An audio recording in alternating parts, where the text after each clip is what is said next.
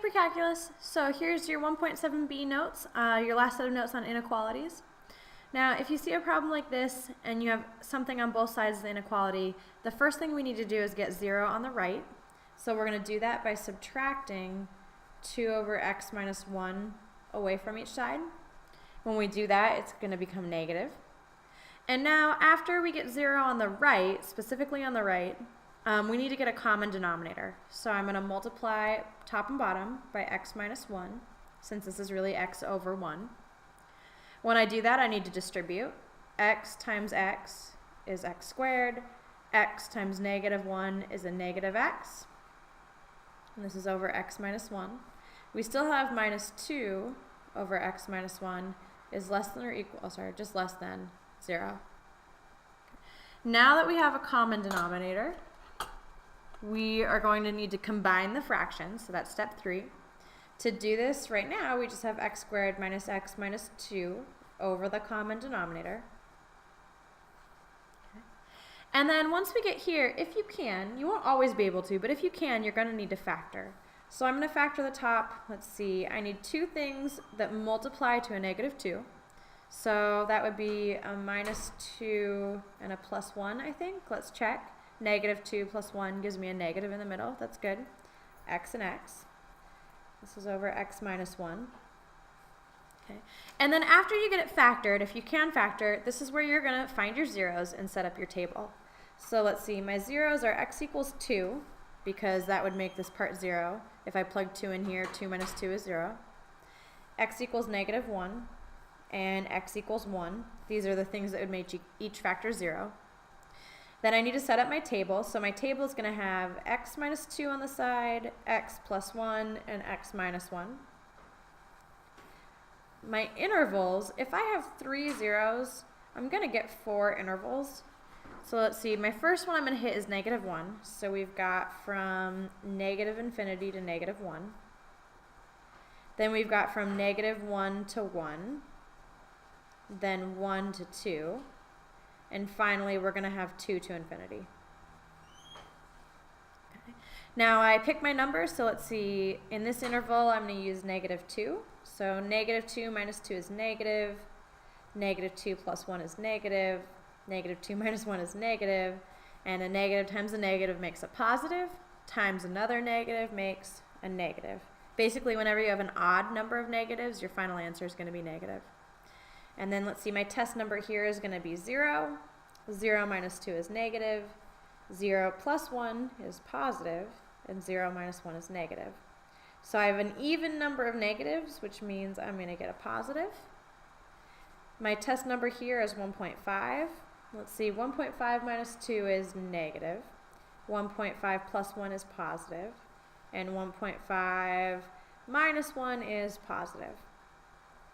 I have an odd number of negatives, so my final answer is negative. And then my test number here will be 3. 3 minus 2 is positive, positive, positive, and that's going to make us a positive. Since the overall problem was looking for less than 0, that means I'm looking for the negatives, because negative is less than 0. So that means my answers are here and here. Okay.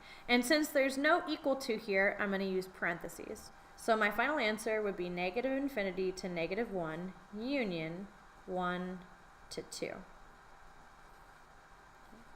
Now, we saw in class that we should be able to get this answer algebraically with the table, but you should also be able to get it graphically.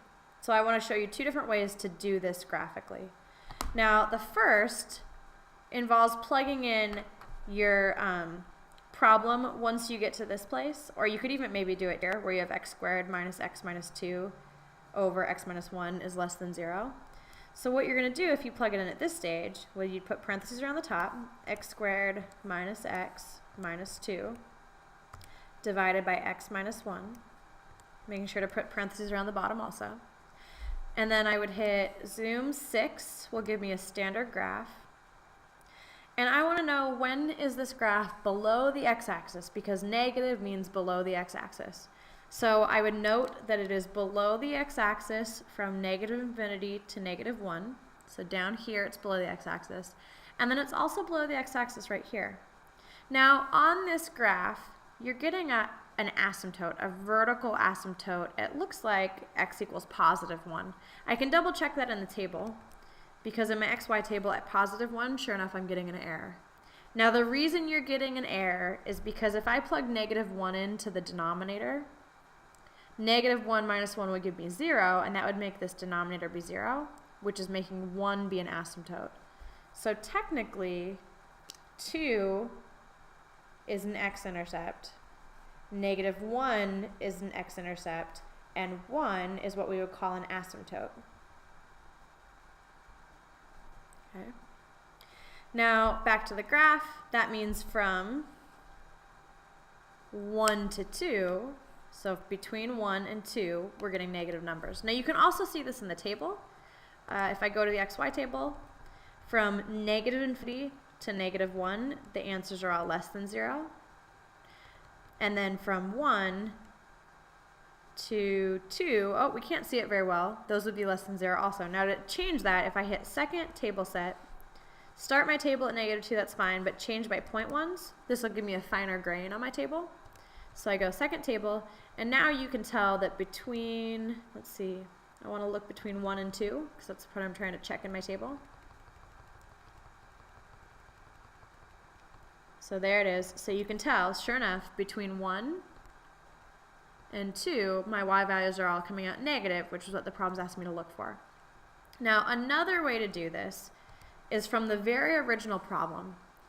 If you plug the original problem in, y equals x, and then y equals 2 divided by x minus 1. What this problem is asking us is, when is this graph, the graph of x, lower than or less than the graph of 2 over x minus 1? So if I hit second graph, oops, just graph, my bad. There's the graph of x, and here's my graph of 2 over x minus 1.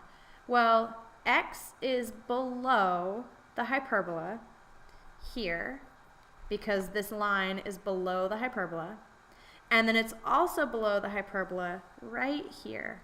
This little chink of line, this little bit, is right below the hyperbola there. Now, it's definitely harder to see on the graph, but you could, if you get good at this, identify your answer in your graphing calculator from the original problem just by plugging this in and looking at it and not having to do any other work. This would certainly be the fastest way to solve these problems. All right. For practice problems tonight, I want you guys to do, so these ones are, you're going to need to do these on your paper, on your notes tonight. 2x plus 1 over x minus 5 is less than or equal to 3. Will you solve this using the table method, please? And then check your work with the graph. And then for number 2, I want you to begin by trying to graph this to find the answer. So try and do it graphically first, see if you can identify the answer just by looking at the graph. And then I want you to check your work with the table. So you should be able to do both for both problems, and your answers should match up. They should make sense. All right, guys, have a good night, and I will see you tomorrow. Thanks.